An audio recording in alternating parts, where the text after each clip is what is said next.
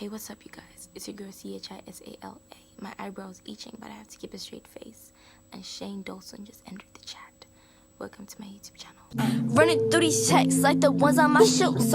So it's True Crime Tuesday, and every True Crime Tuesday, I definitely explain a true crime story that had happened in the past, recently, or whenever. Because I'm interested in true crime, and it's just like fascinating, like how the hell these things happening under people's noses. What the hell is going on here? If you're interested in true crime, you might as well just subscribe and join your girl over here, and we can solve these mysteries together. Hi, detective. So Detective C over here, that's me.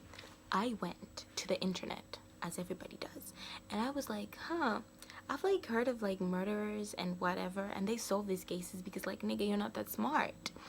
But then I wanted like unsolved mysteries, you know? So we're going to address 7 unsolved mysteries, because like the things that happened in these stories, my guys, I was like, what?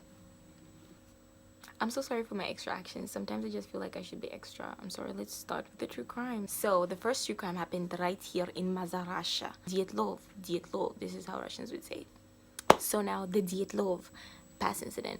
So this happened on the 25th of January 1959 when 9 students who are Russian embarked on a journey across the Otuten Mountains, which are near the Ourang Mountains.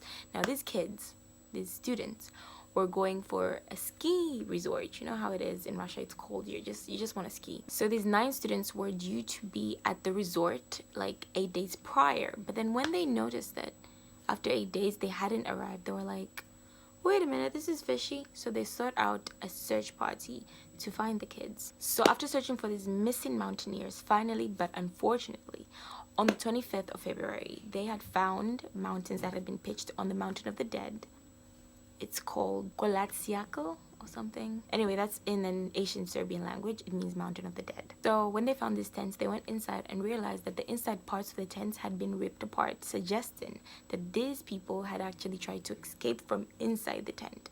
Okay, and when they saw the footprints, because obviously snow footprints was up, the footprints suggested that these people had run away not in shoes, but in socks. 2 sets of footprints that led the search party to find the first 2 bodies. When they found the first 2 bodies, the 2 men were found naked, only in their underwear, beside a fire that had obviously burnt out, and under like an Asian pine tree. And the branches of the Asian pine tree looked like they had been like cut off, like ripped, you know? So that indicated that the 2 men tried to climb up the tree, running away from whatever it is that they were scared of. 250 yards just away from that body was found the body of an engineering student who was 23, Igor Dietlov, in which the name was actually named. The incident where it happened, they named it the Dietlov Pass incident. Now you get it.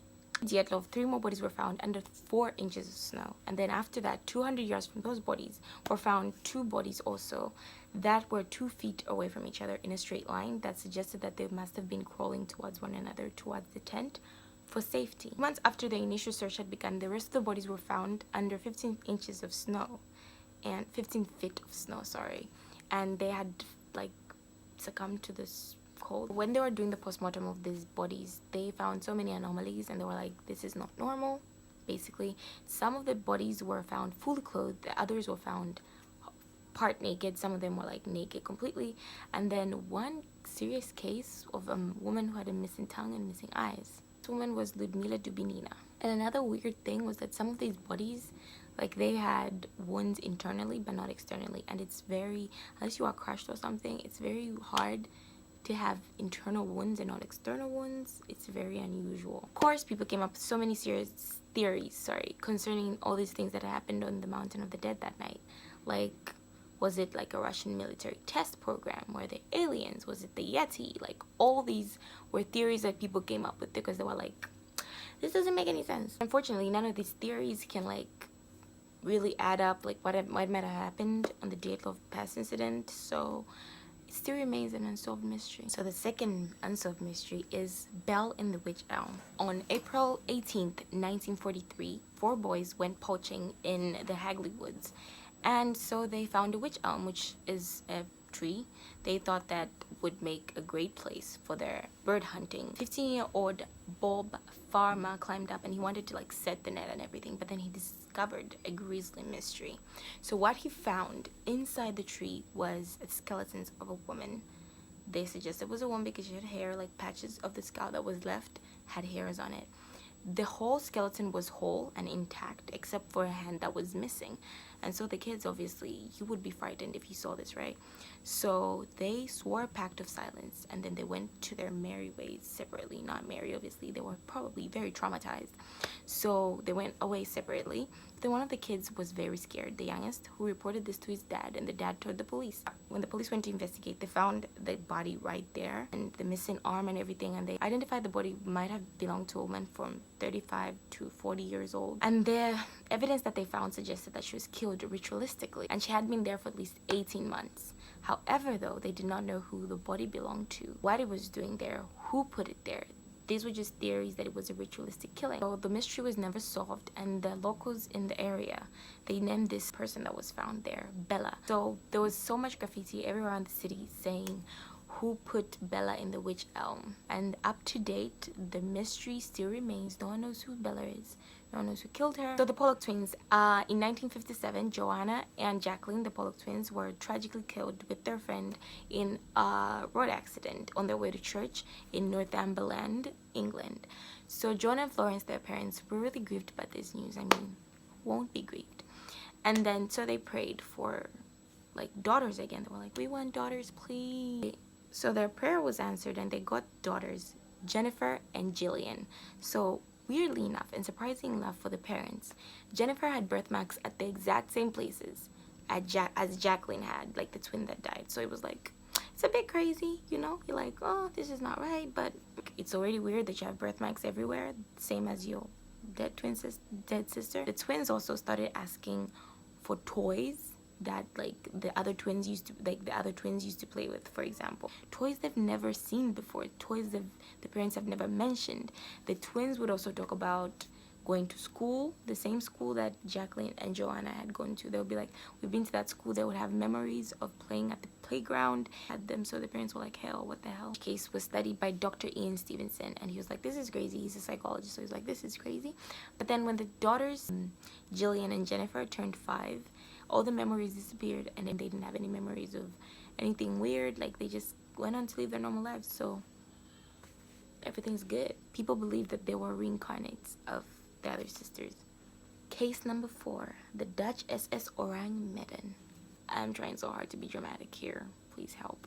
So in June 1947, many ships sailing between Sumatra and Malaysia had received a distress signal, which was simple and terrifying. So this is what it said, and I'm going to read because I didn't have time to like memorize like what they said. Like, no. All officers, including captain, are dead, lying in chart room and bridge, possibly whole crew dead. And this was suddenly followed by this weird saying, I die. Then like silence, dead silence.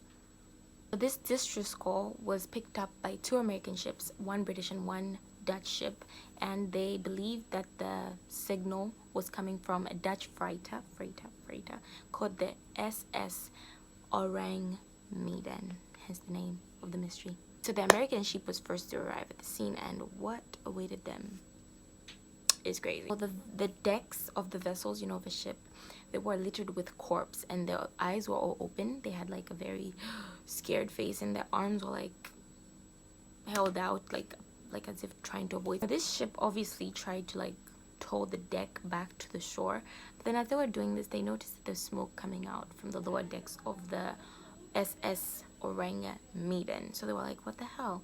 Then the ship exploded and it sank. And so what the hell happened there?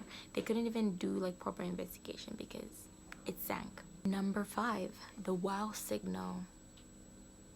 So back in the day, 2 physicists, okay, they tried to formulate how aliens would signal us if they were to want to communicate with us, okay? And so they said, radio transmissions. Then they're like, okay, cool, we should listen out for radio transmissions.